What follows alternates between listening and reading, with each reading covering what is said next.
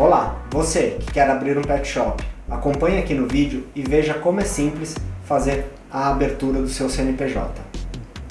Eu sou o Renato Ramos, sócio na RR Soluções, uma contabilidade especializada em veterinários e pet shops, e já ajudamos mais de 1.000 empresários a realizarem o processo de abertura do seu CNPJ.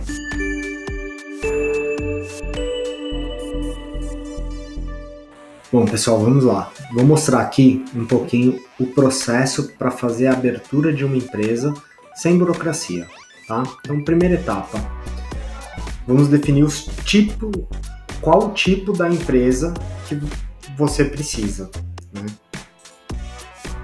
Será uma empresa individual? Será uma sociedade? Aí, dentre as possibilidades, a gente tem um empresário individual, onde a empresa vai ter o mesmo nome que o seu, porém não é uma MEI, é um empresário individual. Desvantagem dessa modalidade: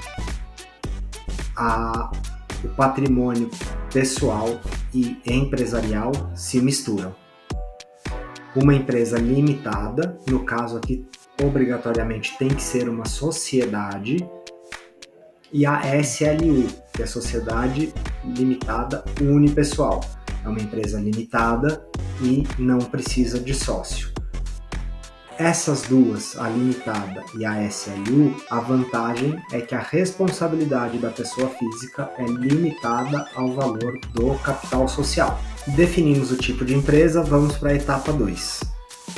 Quais os documentos necessários?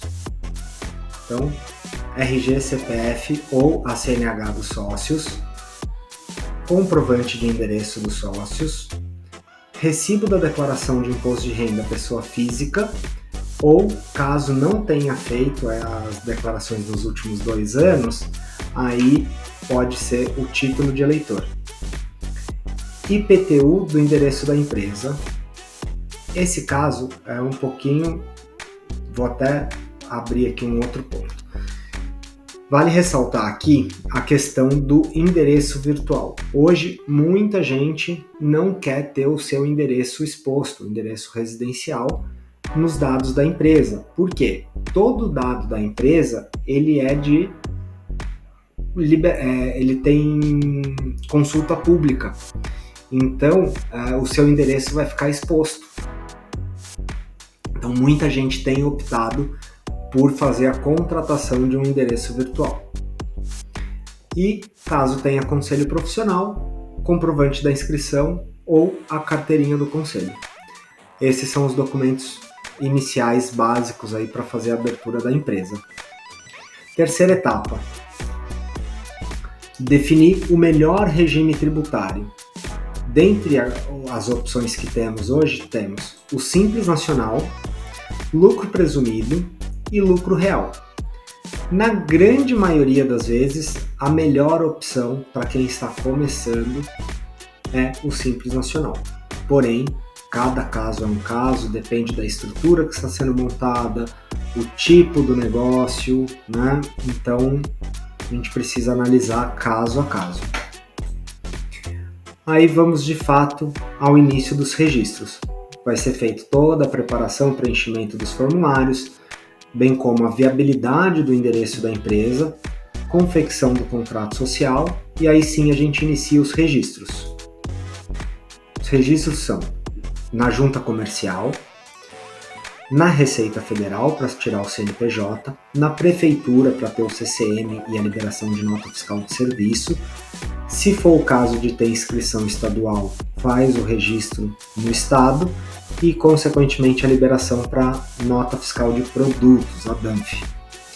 No Conselho de Classe, quando for uma atividade regulamentada, no INSS e na Caixa Econômica Federal por causa do FGTS.